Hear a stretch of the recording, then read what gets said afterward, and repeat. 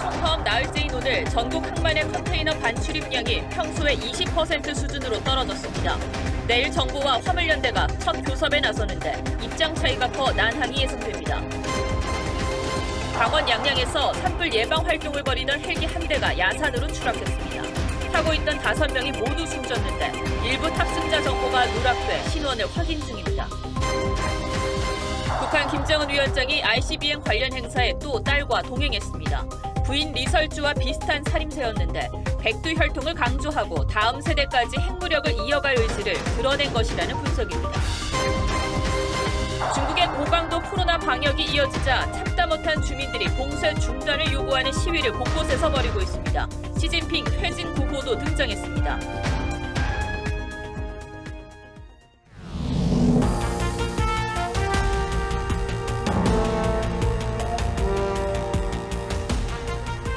시청자 여러분 안녕하십니까. 뉴스7의 김명우입니다. 화물연대 총파업 나흘째인 오늘 주요 항만 등 물류 반출입은 여전히 차질을 빚고 있습니다. 그나마 주말에는 피해가 미미할 것으로 보이지만 문제는 앞으로입니다. 시멘트 철강 업종을 중심으로 피해가 가시화하면서 공사가 중단되는 건설 현장이 속출할까 봐 걱정입니다. 내일 정부와 화물연대 공식 대화가 예정돼 있습니다.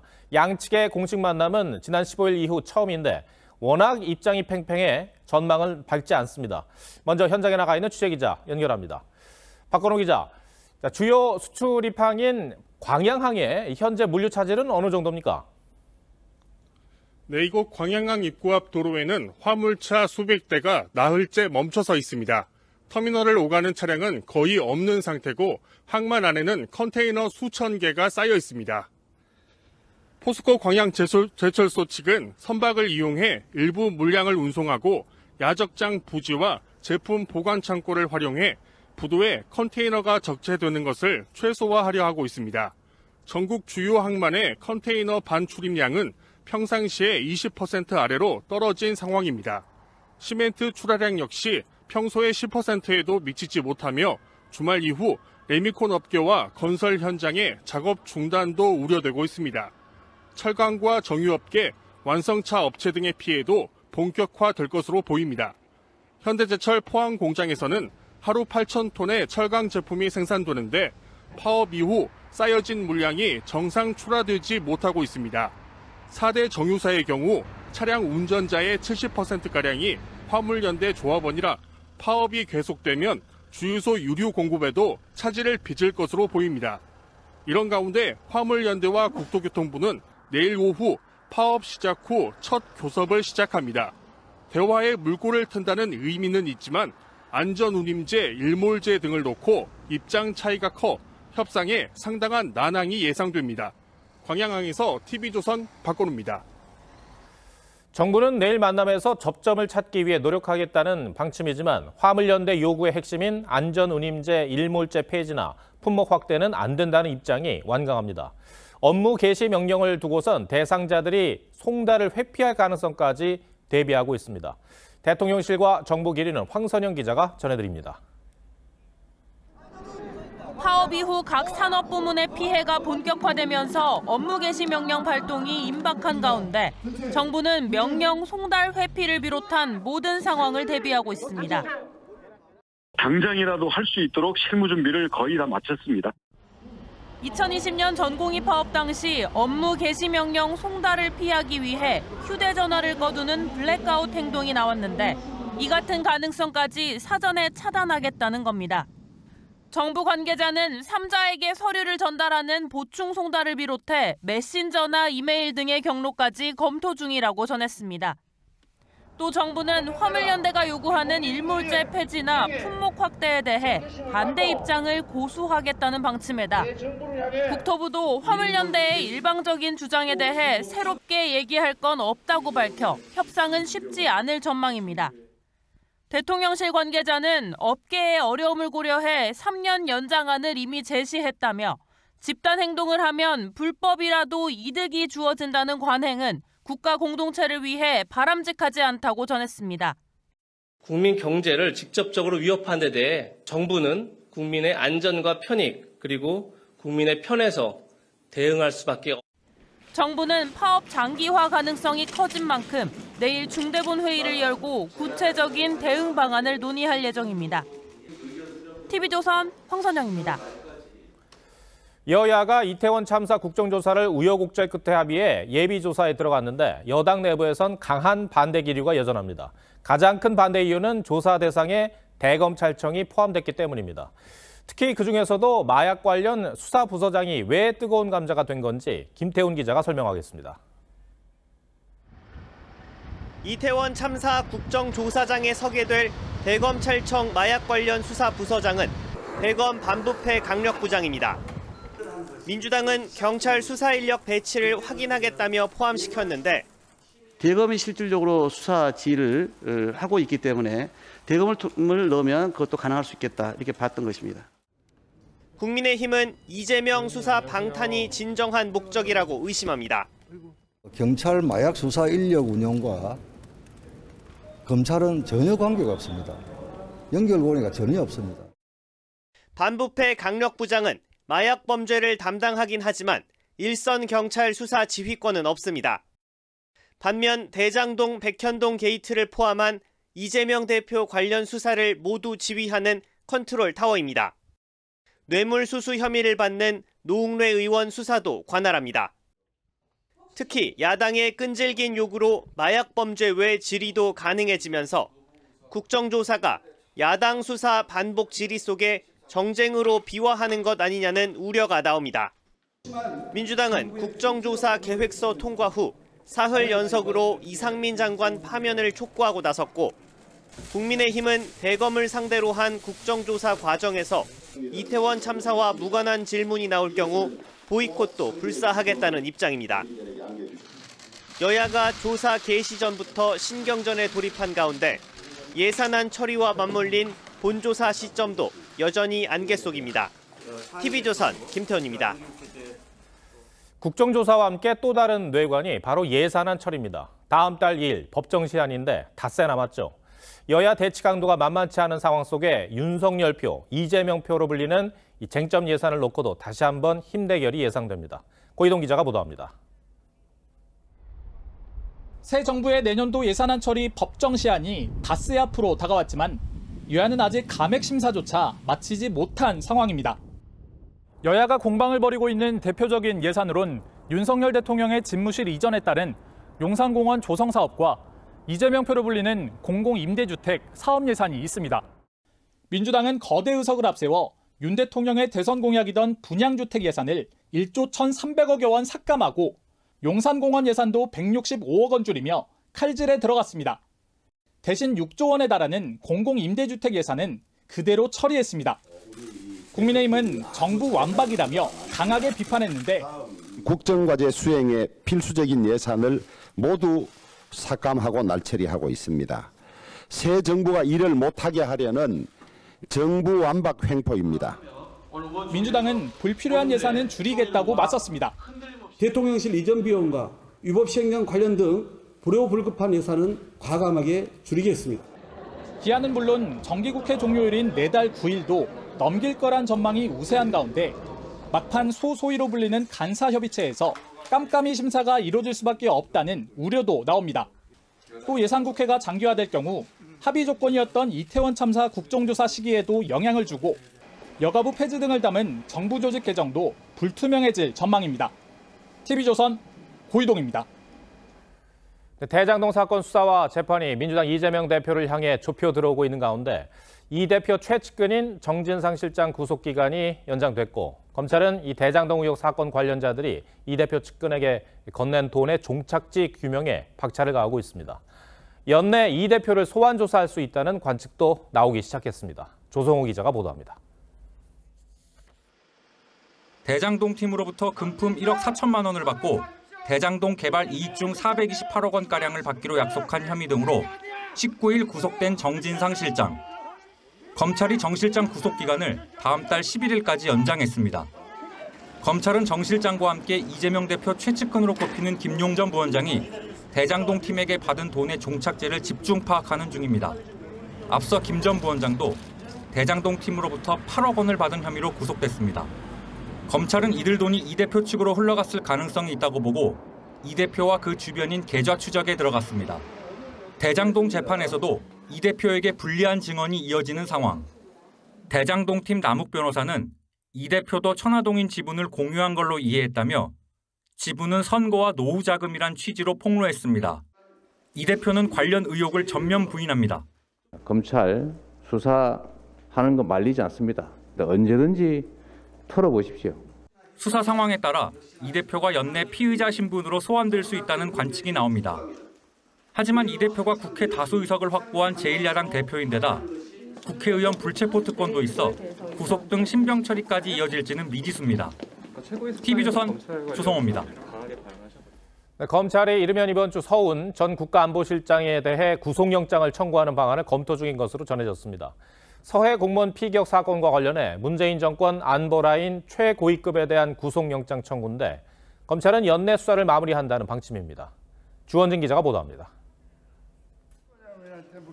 검찰은 목요일부터 이틀 동안 서훈 전 국가안보실장을 불러 강도 높게 조사했습니다.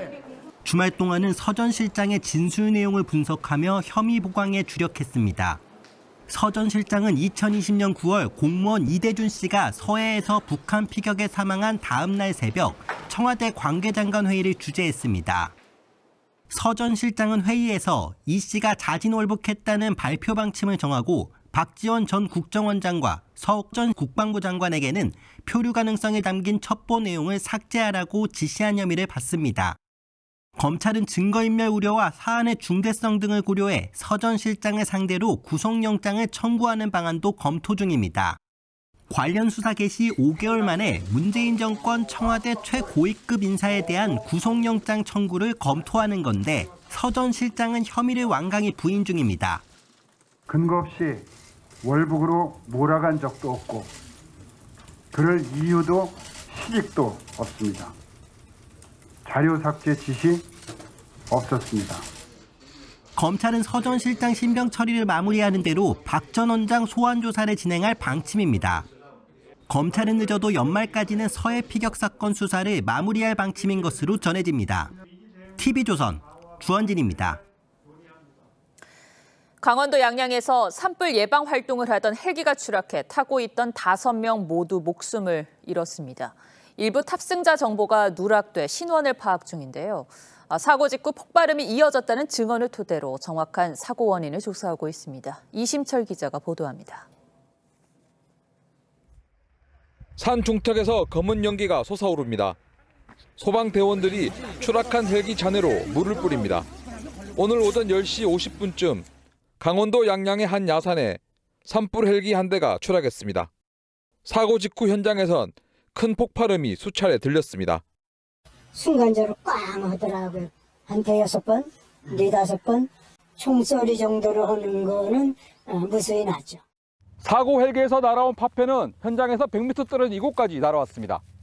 이 사고로 70대 기장과 정비사 2명, 신원이 확인되지 않은 여성 2명 등 탑승자 5명 모두 숨졌습니다.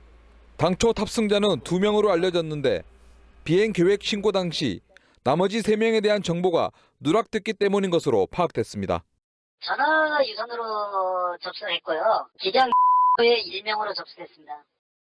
추락한 헬기는 속초와 고성, 양양에서 공동 임차해 산불 계도와 진화 목적으로 운영 중이었습니다.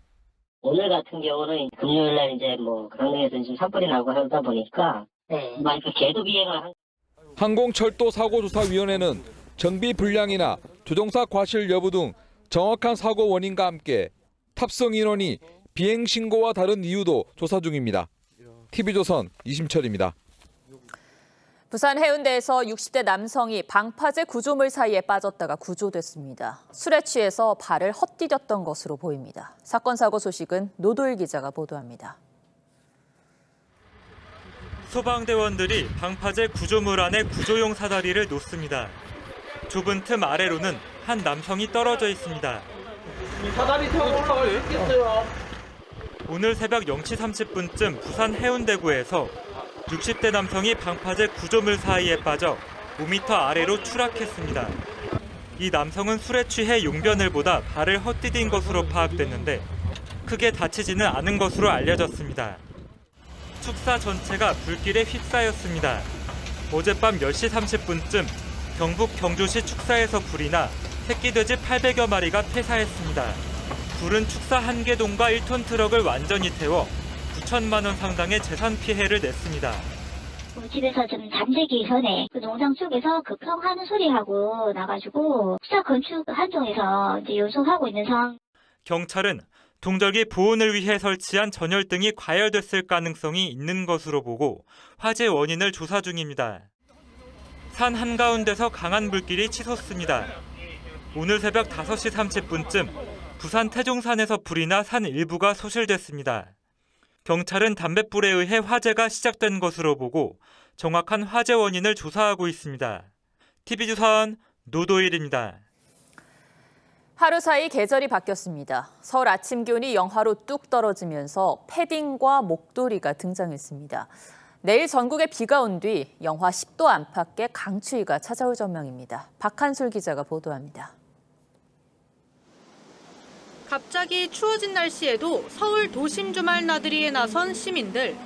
손이 시려운 듯 너도 나도 주머니에 손을 넣었고 목도리를 두르고 한겨울용 털외투까지 꺼내 무장했습니다. 갑자기 추워질까 봐 미리 좀 챙겨서 단단하게 입고 나왔습니다. 밤새 중부지방에는 한파주의보가 발령됐고 아침 서울 기온은 이번 겨울 처음 영하권으로 떨어졌습니다. 오전 7시 서울은 영하 1도, 춘천 영하 3도, 청송 영하 6도 등 전국 곳곳 기온이 영하를 기록했습니다. 하루 사이 영하권으로 떨어진 날씨에 두꺼운 겨울옷을 입고 나온 시민이 적지 않았습니다. 아침에 돌아다녔는데 뭐 비가 너무 시렵더라고요. 일교차 심해가지고 감기 걸리기 적격이라서. 낮 기온은 영상 12도까지 올라가기도 했지만 쌀쌀한 체감 온도에 실내 시설을 찾는 이도 많았습니다. 지금 날씨가 너무 추워서 실내를 더 많이 찾게 되는 것 같아요. 한파주의보는 해제됐지만 내일과 모레 전국적으로 많은 비가 예보됐습니다. 비가 그친 뒤 일부 지역 아침 기온이 영하 10도까지 내려가는 등 전국적으로 강추위가 예상됩니다. TV조선 박한솔입니다. 내일부터 코로나19 백신 예약은 변이를 겨냥해 만든 개량 백신만 가능합니다. 기존에 맞아왔던 백신은 곧 폐기하거나 해외로 보낼 예정인데요. 국산 1호 백신도 폐기가 불가피해 보입니다. 윤수영 기자입니다. 내일부터 코로나 백신 3차와 4차 접종 사전 예약이 중단됩니다. 단가 백신 4개 종에 대한 예약 대신 이가 백신 신규 접종 예약만 가능해지는 겁니다.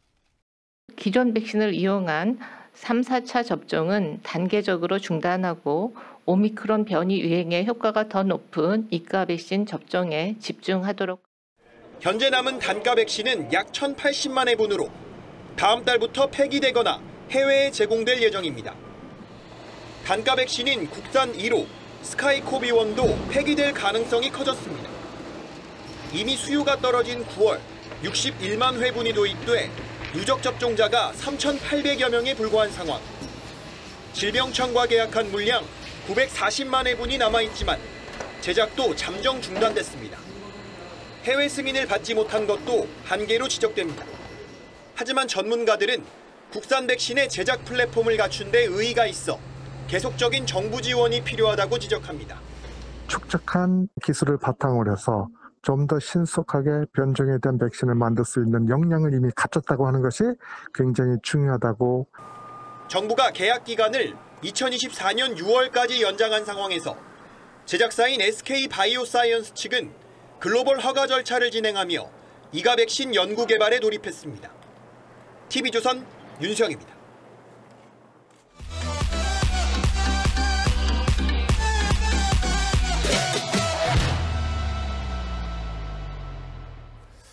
내일 가나전을 앞두고 우리 대표팀에 비상이 걸렸습니다. 우리 대표팀 수비의 핵심인 김민재 선수의 출전이 불투명한 상황입니다. 앞서 황당한 일도 벌어졌습니다. 이 김민재 선수가 출전 못한다는 소식이 전해졌다가 번복이 되는 과정이 있었는데 통역 실수가 있었다는 겁니다. 정확히 어떻게 되는 건지 카타르 현지 연결해서 알아보겠습니다. 자, 이다솜 기자, 통역 실수가 있었다는 얘기가 전해지던데 좀 어이가 없긴 합니다. 우리 김민재 선수는 출전을 하는 겁니까? 네, 이 한국 시간으로 오후 6시 30분쯤 이 가나전을 앞둔 벤투 감독의 공식 기자회견이 있었습니다. 일단 김민재의 출전 여부는 내일 아침 결정하겠다고 했습니다. 김민재는 우루과이 공격수 누네스를 수비하는 과정에서 종아리 근육 부상을 당했습니다. 이 선수 본인은 심각하지 않다고 했지만 오늘까지 사흘 연속 팀 훈련에서 빠진 만큼 걱정이 앞섰는데 결국 경기 당일인 내일 아침까지 상태를 봐야 할 것 같다고 벤투 감독은 짧게 답변했습니다. 이 오토아도 가나 대표팀 감독도 그에 앞서 기자회견을 했는데 이 자신이 직접 가르치기도 했던 손흥민을 경계하면서도 이 구체적인 수비 전략에 대해선 말을 아꼈습니다. 오늘 대표팀 훈련장 분위기도 전해주시죠. 네, 우리 대표팀은 이 현지 시간으로 오전 10시 훈련을 시작했습니다. 이 15분의 짧은 시간 동안만 제가 볼 수 있었는데 이 사뭇 비장함이 느껴졌습니다. 벤투 감독은 선수들을 모아놓고 약 5분가량 미팅 시간을 가졌습니다. 이후 김민재는 사이클 훈련으로 팀 단체 훈련에서 제외됐고 이 손흥민을 비롯한 나머지 선수들은 가벼운 달리기와 패스게임 등으로 전술 훈련을 준비하는 모습이었습니다. 벤투 감독은 부상에서 회복하는 모습을 보여줘 기대를 높인 황희찬의 가나전 출전은 어렵다고 답한 가운데 우리다운 경기를 보여주겠다며 내일 밤 가나전 필승 각오를 다졌습니다. 지금까지 카타르 도하에서 TV조선 이다솜입니다. 네, 사상 처음으로 6차례 연속 기준금리가 오르면서 은행 예적금 금리도 가파르게 올랐습니다. 안정적인 데다 이율도 높다 보니 오픈런이 벌어질 정도로 예적금에 돈이 몰리고 있는데요. 금융당국이 제동을 걸었습니다. 어떤 사정인지 경제부 정준영 기자와 따져보겠습니다. 정 기자, 3일 전에 기준금리가 0.25%포인트 올랐죠. 보통은 기준금리가 인상되고 다음 날쯤에 보면 예적금 금리도 올라와 있던데 이번에는 변화가 없는 것 같아요. 네, 맞습니다. 현재 5대 은행의 예적금 금리는 연 5% 안팎인데요. 지난 24일 금융통화위원회 이후로 금리 인상 움직임은 보이지 않고 있습니다. 오늘 인터넷은행 한 곳에서 예금이자를 0.5%포인트 올리긴 했는데 최고 이율이 5%라서 시중은행과 키를 맞춘 정도라고 보시면 될 듯합니다. 네. 은행권들이 눈치 게임을 하고 있는 거죠. 금융당국이 예금금리 인상을 자제하라고 해서 은행들이 눈치를 보고 있는 거죠. 그런데 대출금리도 아니고 왜 예금금리까지 제동을 거는 겁니까? 그것은 이 금융권의 유동성 위기가 올 수도 있기 때문입니다. 예. 네, 상대적으로 안정적인 1금융권이 예적금 금리를 올리면 당연히 시중자금이 쏠리겠죠. 이 금융권으로선 더 높은 금리를 제시할 수밖에 없습니다. 그러다 버는 돈보다 지급할 예금이자가 많아지는 역마진이 날 위험이 있습니다. 이 금융권이 흔들리면 급전이 필요한 중저신용자들까지 위기에 몰릴 수 있기 때문이죠. 자금 쏠림 현상이 우려되긴 하지만 그래도 예금금리가 제한이 되면 일반 은행 고객들은 좀 불만이 생기지 않겠습니까? 네, 예적금으로 재테크를 계획하셨던 분들은 조금 실망스러우실 수 있을 것 같습니다. 네. 다만 예적금 금리가 오르면 대출 금리도 올라서 마냥 좋은 것만은 아닙니다. 대출 금리는 코픽스라고 하는 자금 조달 지수에 은행 마진 등을 더해 정해지는데 코픽스는 예적금 금리에 영향을 받습니다. 즉, 예적금 금리가 오르면 코픽스가 오르고 코픽스를 기준으로 정해지는 대출 금리도 따라 오르는 거죠. 그러니까 대출한 사람 입장에서는 예적금 금리가 오른다고 마냥 좋아할 일은 아니었군요.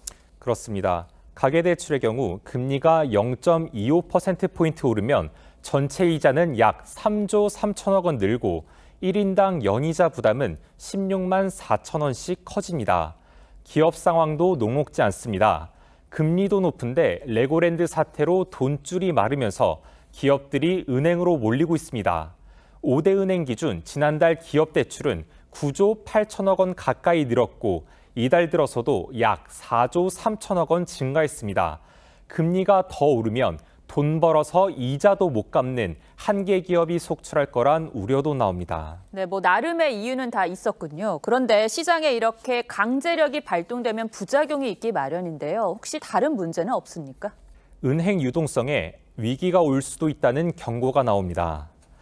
예적금은 은행채 발행과 함께 은행이 자금을 조달하는 방법 중 하나인데요. 은행채는 레고랜드 사태 이후 금융당국이 발행을 자제시키고 있습니다. 그런데 이번에 예적금 금리까지 제동을 건 겁니다. 대출은 몰리는데 자금 조달은 힘들어지면서 이제는 은행 돈줄이 끊길 수도 있다는 걱정이 나옵니다. 그래서 금융당국이 은행채 발행을 일부 풀어주는 방안을 검토하고 있다고 합니다. 기준금리 인상 기조는 여전히 유효한데 이 유동성 리스크를 잘 관리해야겠군요. 정 기자 잘 들었습니다.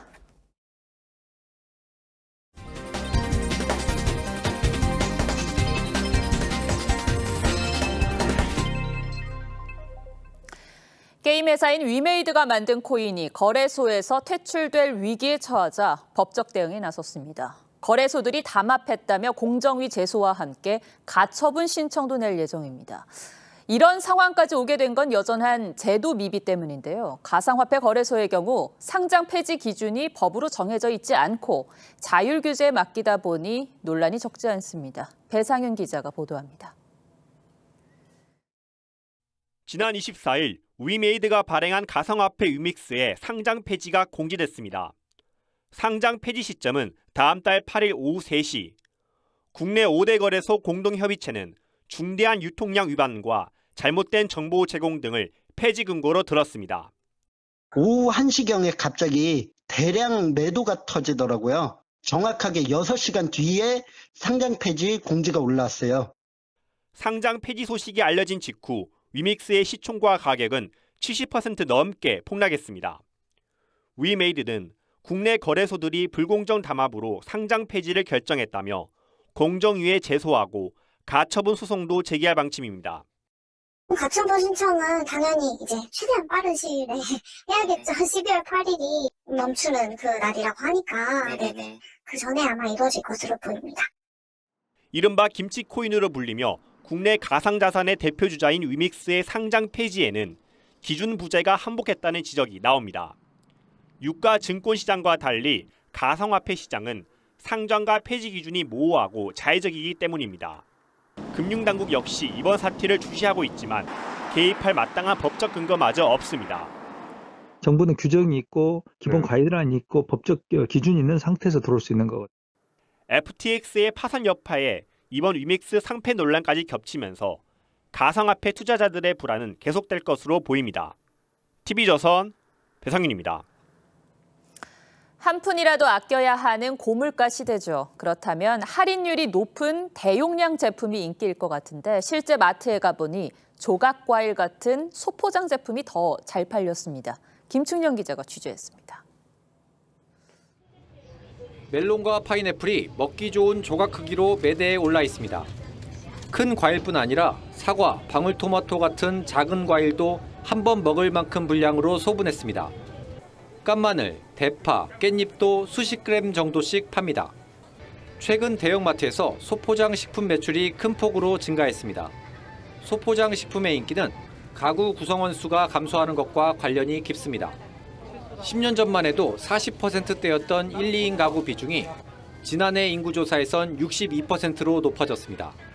게다가 올해 들어 물가까지 폭등하며 그때그때 필요한 만큼만 구매해 지출 부담을 줄이는 소비자가 늘었습니다. 식구들마다 취향이 다르니까 버리는 게 많아졌죠. 적게 포장한 게 바로바로 먹는 데는 좋습니다. 편의점도 마찬가지입니다. 반찬은 한 번 먹을 만큼 판매하고 심지어 와인도 혼자서 한 번 마실 분량으로 나옵니다. 소득이 맞지 않은 그런 가구의 입장에서는 대용량 물건 몇 개 사면 지출 액수가 확 늘어나기 때문에 식품 같은 경우에는 또 신선도를 필요로 하고 소포장 제품은 아무래도 용량 대비 가격이 비쌀 수밖에 없는데 업체들은 유통구조를 단순화해 제품 가격을 유지한다는 전략입니다. TV조선 김충영입니다. 중국에서 이어지는 고강도 코로나 봉쇄 조치에 중국 사회의 인내심이 한계에 다다른 모습입니다. 참다 못한 주민들이 봉쇄 해제를 외치며 곳곳에서 항의 시위를 벌이고 있습니다. 시진핑 주석이 물러나라는 구호까지 등장했습니다. 최원희 기자입니다. 시위대가 경찰들 앞에서 구호를 외칩니다. 손에는 검열 반대를 상징하는 백지를 들었습니다. 지난 24일 신장 자치구 아파트 화재로 10명이 숨진 뒤 상하이에서도 수천 명이 거리로 나와 코로나 봉쇄에 항의했습니다. 시진핑 주석이 물러나라는 구호까지 나왔습니다. 공산당! 시진핑! 시진핑의 모교, 칭화대 학생들도 항의 시위를 벌였습니다. 정부의 봉쇄 조치 때문에 화재 진압이 늦어졌다는 의혹이 가라앉지 않으며 시위는 전방위로 확산하는 모양새입니다. 베이징에서도 아파트 주민들이 단지 봉쇄를 해제하라고 요구했고 베이징 대학교에선 눈을 뜨고 세상을 보라, 제로 코로나는 사기라는 낙서가 발견됐습니다. 난징에선 학생들이 신장자치구 화재 희생자를 추모하는 집회를 열기도 했습니다.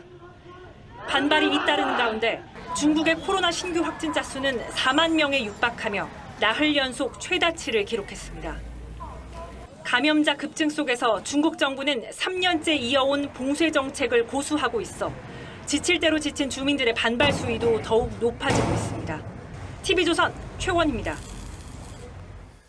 북한 김정은 위원장이 대륙간 탄도미사일 ICBM 관련 행사에서 불가역적이란 표현을 써가며 핵무력 강화를 주장했습니다.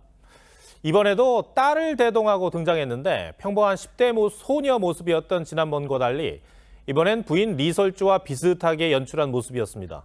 어떤 해석이 나오는지 구민성 기자가 설명해드리고 뉴스야 이어가겠습니다. 검정 모피 코트에 앞머리를 세워 넘긴 10대 소녀가 북한 김정은의 손을 잡고 팔짱을 낀 채 동행합니다.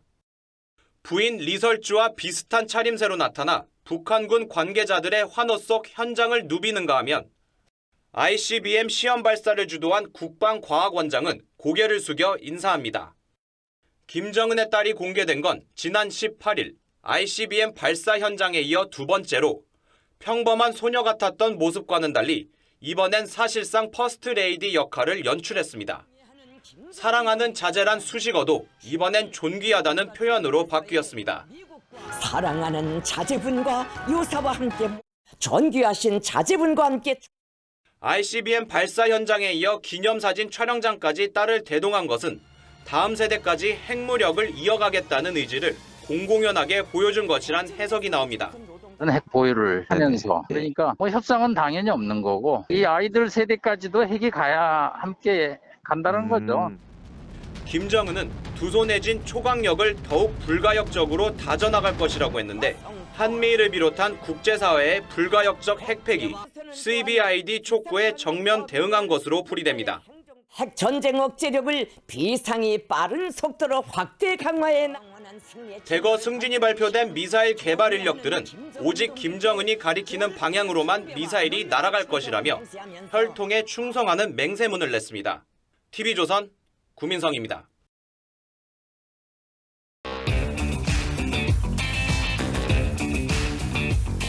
뉴스야 시작합니다. 정치부 김아림 기자 나와 있습니다. 첫 번째 물음표 볼까요? 네, 첫 번째 물음표는 검찰의 금간 방탄대오입니다. 네, 검찰의 대장동 수사가 계속되면서 그야말로 이재명 대표 턱밑까지 왔다고들 하는데 그동안 방탄, 단일대오 이런 표현들이 나왔어요. 그런데 민주당 내 기류가 좀 달라졌다는 얘기인가요? 일단 대외적으로는 여전히 단일 대우를 유지하는 모양새지만요. 이 대표가 적극적인 반박이나 구체적인 해명보다는 침묵을 지키는 걸 놓고 내부 불만이 커지면서 단일 대우도 영향을 주는 상황입니다. 직접 유감 표명을 요구하거나 대장동 수사는 분리해서 대응해야 한다는 공개적인 목소리까지 나왔습니다. 이제는 어느 정도 직접 해명을 좀 해야 될 그런 상황이 이르지 않았나. 유감 정도는 표시할 때가 되지 않았나. 이전 정부를 탄압하려고 하는 이 정치 탄압과 또 그 대장동 일당 등에 대한 이 수사를 엮어서 정치 탄압이라고 얘기하는 건 분리 대응해야 된다. 그래도 당내 주류나 다수 의원들 생각이 중요할 텐데 어떻습니까? 공개적으로 말은 못하더라도 이런 비슷한 생각을 가진 의원들이 적지 않다고 합니다. 민주당 내부 계파 구도를 먼저 좀 살펴볼 필요가 있는데요. 의원 169명 중에서 중립 성향은 40여 명으로 꼽히고 친문 30여 명과 친이낙연계 20여 명까지 하면 사실상 비이재명계가 100명이 넘는다는 관측도 있습니다. 대선 때 친이재명계 의원들이 만든 SNS 단체방이 있다는데요. 80여 명쯤 되지만 활동이 그다지 활발하지 않다고 하고요.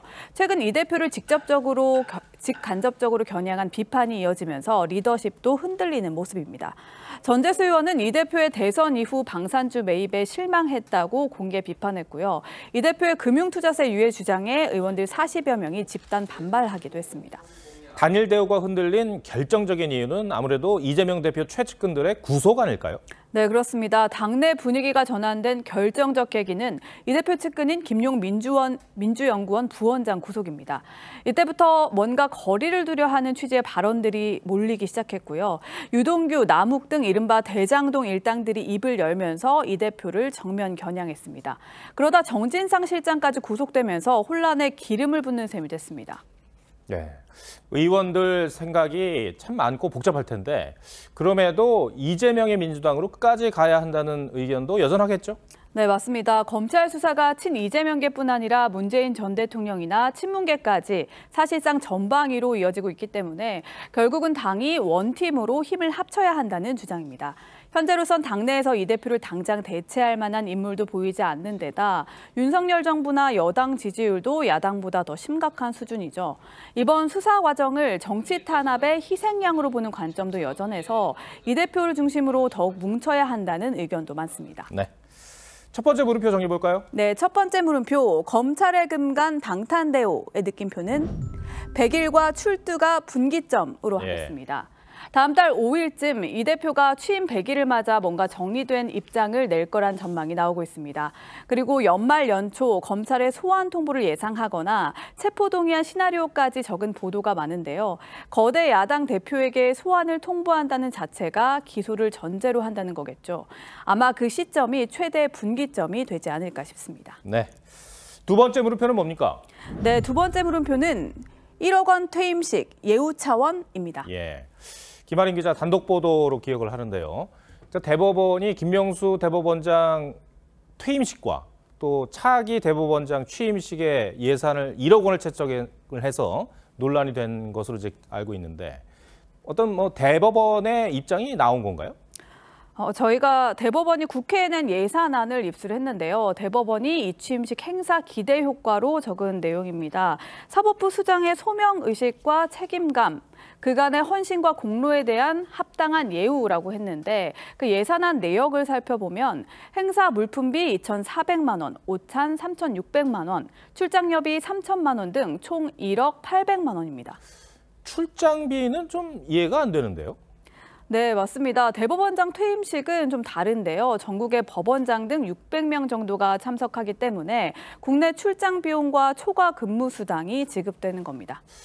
그렇다고 하더라도 이 적은 비용이 아닌데 근데 원래 이 정도 비용이 듭니까? 그래서 직전 행사인 2017년도와 비교를 해보니까요. 퇴임식, 취임식 각각 4,850만 원씩 합해서 9,700만 원이었습니다. 이번에 올린 내년 예산안은 여기서 1,100만 원 올린 겁니다. 그래서 법원행정처는 물가 상승률을 감안하면 사실상 현상 유지거나 감액 수준이라고 주장했는데요. 이 말도 어느 정도 일리는 있습니다. 하지만 이게 사실 야당에서부터 문제 제기가 시작된 건데요. 법사위 회의 당시 민주당 의원들이 코로나19 여파로 어려운 상황에서 이 정도 비용을 쓰는 게 맞냐고 지적하면서 감액 논의가 있었고요. 인상안에서 30%인 3,240만 원을 감액하자는 안도 나왔습니다. 예. 대법원장만의 특성도 있겠습니다만 다른 조직 수장들과 비교를 해봐도 좀 많다는 느낌이네요. 네, 그렇습니다. 동일 선상에서 비교하기는 좀 어렵지만요. 장관이나 지자체장에 비해서는 좀 높은 게 사실이고요. 또 요즘에는 온라인 행사로 대체하는 곳도 꽤 많다고 합니다. 특히 여당에선 김명수 대법원장에 대한 국민적 신뢰가 이 정도 대우를 받을 만하냐 이런 지적이 많은데 법관 탄핵과 관련해 거짓말 논란이 불거졌었고요.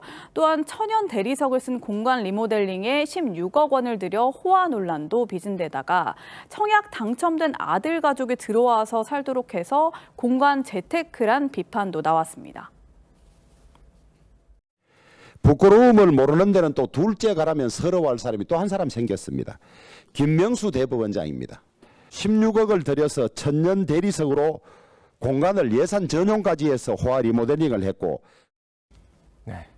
두 번째 물음표도 정해볼까요? 네, 두 번째 물음표 1억 원 퇴임식 예우 차원의 느낌표는 합당한 예우로 하겠습니다. 예.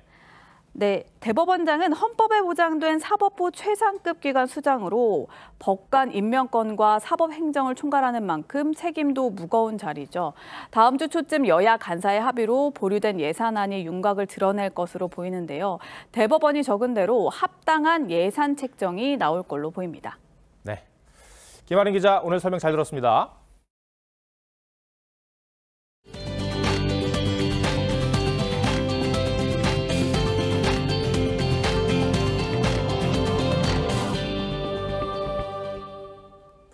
이탈리아 휴양지인 이스키아 섬에서 산사태가 일어나 많은 인명피해가 발생했습니다. 밤사이 쏟아진 물폭탄이 산사태로 이어지면서 피해를 키웠는데 당국이 사망자 규모를 잘못 발표해서 혼란이 일기도 했습니다. 황정민 기자입니다. 버스가 바다 앞 진흙더미 속에 처박혔습니다.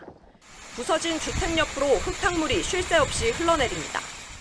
이탈리아 남부 온천 관광지 이스키아 섬에서 밤사이 시간당 최대 50mm 폭우가 쏟아지면서 산사태가 일어났습니다.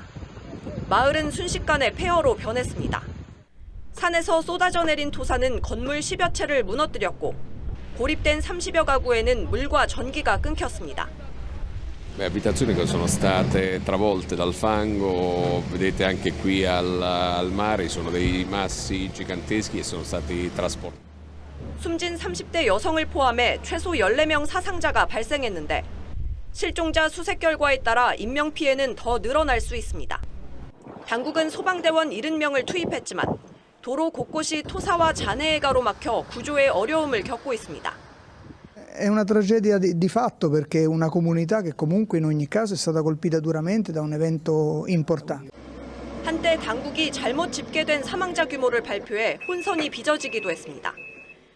2017년 이스키아 섬에는 상대적으로 가벼운 규모의 지진에도 건물 여러 채가 무너져 이탈리아 전반에 불법 건축물 논란을 불러온 바 있습니다. TV조선 황정민입니다.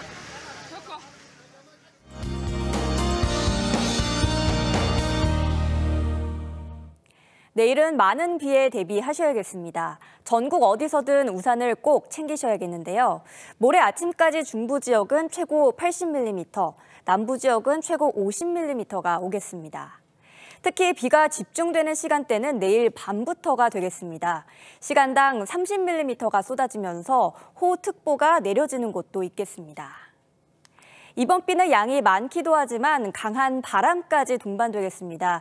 피해 없도록 주의하셔야겠고요. 바다의 물결도 거세게 일겠습니다. 그리고 오늘 많이 추우셨을 텐데요. 내일은 기온이 다시 오르겠습니다. 낮 기온은 서울이 17도, 광주는 22도까지 오르겠습니다. 비가 그친 뒤에는 본격적인 겨울 추위가 시작될 텐데요. 주 중반에는 서울이 영하 9도 안팎까지 떨어지겠습니다. 날씨였습니다. 민주당 김의겸 의원이 주장한 이른바 청담동 새벽 술자리 의혹은 정치사에 남을 가장 수준 낮은 의혹제기라고 생각합니다. 기자 출신 운운할 것도 없이 그런 말을 했다는 첼리스트에게 그 어떤 확인 과정도 없었다는 건 상식이 아닙니다. 그냥 믿고 싶은 바를 국정감사에서 얘기한 것뿐이라는 의심밖엔 들지 않습니다. 국회의원의 면책특권도 저런 말까지 해도 된다는 건 아닐 겁니다. 가짜뉴스가 거의 확실해지자 김의겸 의원은 사과도 아닌 유감 표명을 했는데 덧붙인 말은 더 이해가 안 갑니다. 그날로 되돌아가도 같은 질문을 하겠다는 겁니다. 모든 상황이 그저 수준 미달입니다. 한국 정치의 수준이 낮아서라고 치부하고 혀만 끌끌 차고 넘어가기엔 생각해 볼 대목이 너무 많은 사건이라고 생각합니다. 시청해주셔서 고맙습니다.